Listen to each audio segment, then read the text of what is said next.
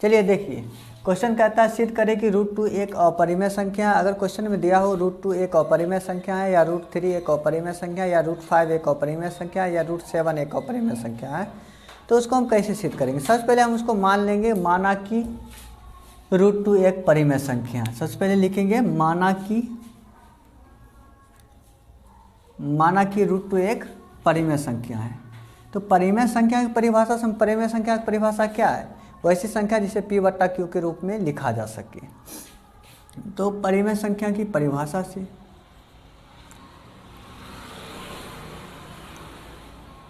परिमेय संख्या की परिभाषा से √2 बराबर क्या हो जाएगा, P/Q। यदि P और Q का कोई उभयनिष्ठ गुणनखंड हो,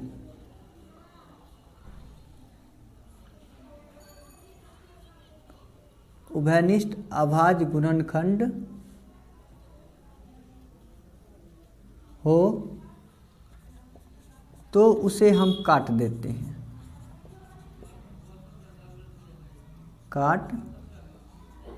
हैं, इसलिए हम मान लो अगर इसमें कोई उभयनिष्ठ अभाज्य गुणनखंड आएगा तो उसको हम काट देंगे तो उसका रूप अलग आएगा। तो उसको हम मान लेंगे माना कि √2 बराबर m/n। अब देखिए n भाग में है, इधर आएगा तो किस में आ जाएगा, गुना में, बराबर m। दोनों तरफ वर्ग करने पर, दोनों तरफ वर्ग करने पर, तो √2n का वर्ग बराबर m का वर्ग। √2 का वर्ग 2 हो जाएगा, n का वर्ग n², इधर हो गया m²। समीकरण इसको मान लेंगे फर्स्ट। लिखेंगे 2m² को विभाजित करती है,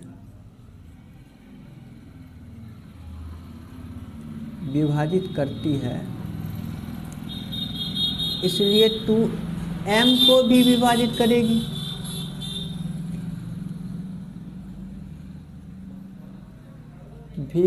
करेगी, अब एक अन्य मान मान लेते हैं, माना कि m बराबर 2 के। m बराबर, यहाँ पे 2 हो तो 2 के मानेंगे, 3 हो तो 3 के मानेंगे, ठीक है। मान लेते हैं माना कि m बराबर 2 के, तो m की जगह पे हम 2 के रखेंगे। 2n² बराबर 2k का स्क्वायर, इसलिए 2n² बराबर 2 दूनी 4k², n² बराबर 4k² / 2 दूनी 4, n² बराबर 2k²। लिखेंगे चूंकि 2n² को विभाजित करती है,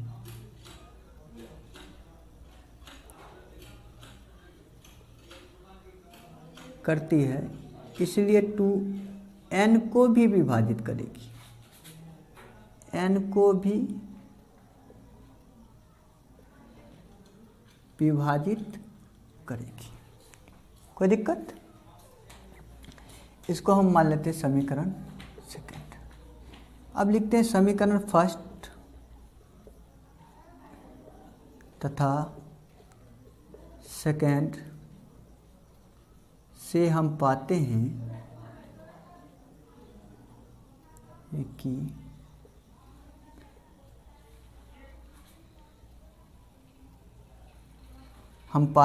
कि m और n का एक अभाज्य गुणनखंड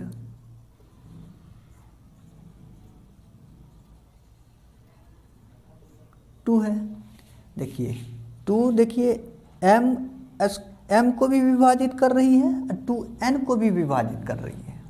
इसका मतलब है 2m को भी विभाजित कर रही है और n को भी विभाजित कर रही है। इसका मतलब है m और n का उभयनिष्ठ गुणनखंड 2 है, m और n का उभयनिष्ठ गुणनखंड 2 है। तो एक अभाज्य गुणनखंड क्या आ गया, 2 है। तो इससे ये तात्पर्य होता है कि हमने जो माना था P और Q का कोई उभयनिष्ठ गुणनखंड अगर हो तो उसे काट लेते हैं हम, और N का कोई उभयनिष्ठ गुणनखंड नहीं है, जो कि क्या हो गया, गलत हो गया। अतः यह तथ्य गलत है कि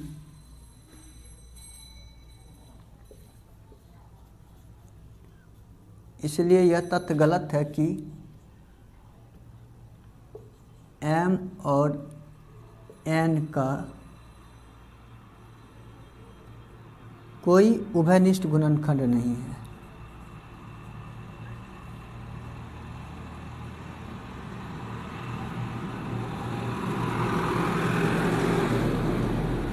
इसका मतलब है ये तथ्य क्या हो गया, गलत हो गया कि M और N का कोई उभयनिष्ठ गुणनखंड नहीं है। अतः हमारा मानना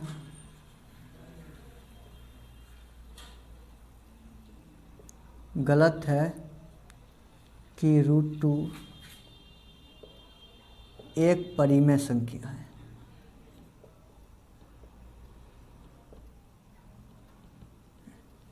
इसलिए √2 एक अपरिमेय संख्या है। प्रूव्ड। क्वेश्चन नंबर 2 देखिएगा। क्वेश्चन है सिद्ध करें कि √3 एक अपरिमेय संख्या है। इस क्वेश्चन को भी हम उसी तरीके से बनाएंगे जैसे बनाए थे √2 एक अपरिमेय संख्या। सबसे पहले इसको हम मान लेंगे, माना कि √3 एक परिमेय संख्या है।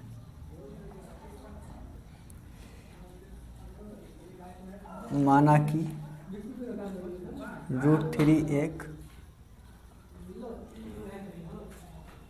परिमेय संख्या है। इसलिए परिमेय संख्या की परिभाषा से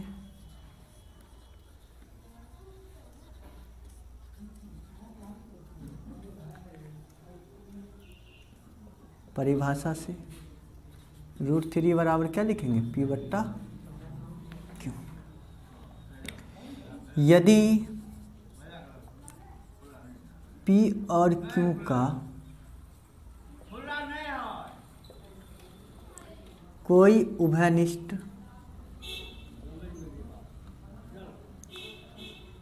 अभाज्य गुणनखंड हो तो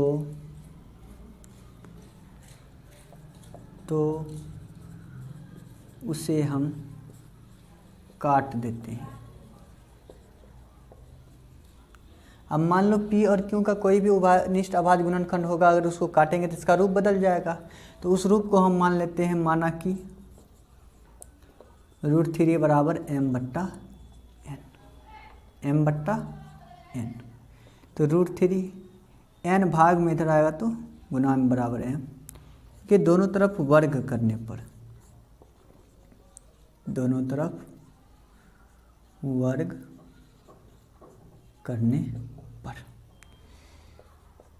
√3 n का वर्ग बराबर m का वर्ग। √3 का वर्ग हो जाएगा 3, n का वर्ग n², इधर हो गया m²। देखो 3m² को विभाजित कर रही है, इसलिए 3m को भी विभाजित करेगी।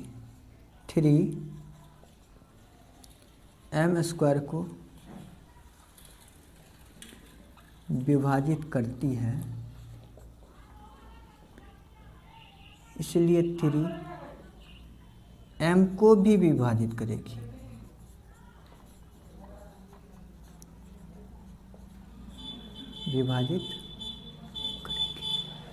ठीक है, इसको मान लेते हैं फर्स्ट। अब हम m के जगह एक अन टर्म है, यहाँ 3 है तो हम 3 के मानेंगे। अगर यहाँ पे 5 रहता तो 5 के मानते। माना कि m बराबर 3 के मान लेते, तो m की जगह हम रखेंगे 3 के। 3n² बराबर m की जगह हम रखेंगे 3 के। अब देखिए,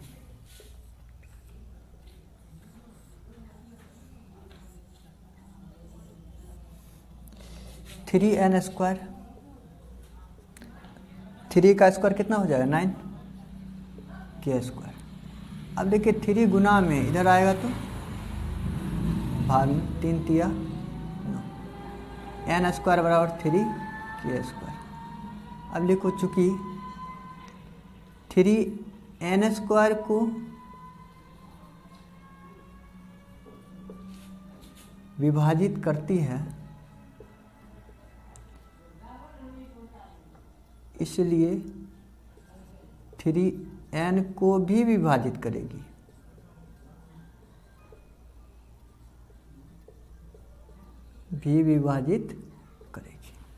कोई दिक्कत? अगर 3n² को विभाजित करती है इसलिए 3n को भी विभाजित करेगी। इसको मान लेते हैं हम सेकंड। अब देखो समीकरण फर्स्ट में क्या कहता है, 3n को m को विभाजित करती है और इसमें 3n को विभाजित करती है। इसका मतलब है 3m को भी विभाजित कर रही है और 3n को भी विभाजित कर रही है। इससे ये पता चलता है कि m और n का एक उभयनिष्ठ गुणनखंड 3 है। इसलिए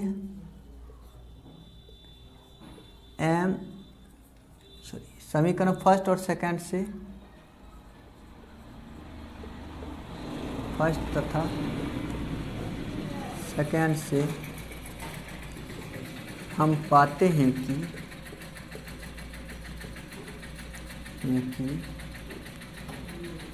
3m और n का एक उभयनिष्ठ गुणनखंड, उभयनिष्ठ अभाज्य गुणनखंड 3 है। अगर उभयनिष्ठ अभाज्य गुणनखंड 3 है तो इसका मतलब हमारा मानना गलत है कि m और n का कोई उभयनिष्ठ गुणनखंड नहीं है ना। अतः हमारा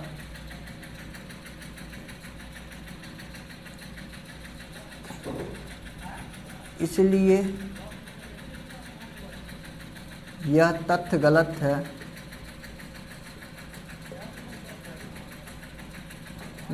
कि m और n का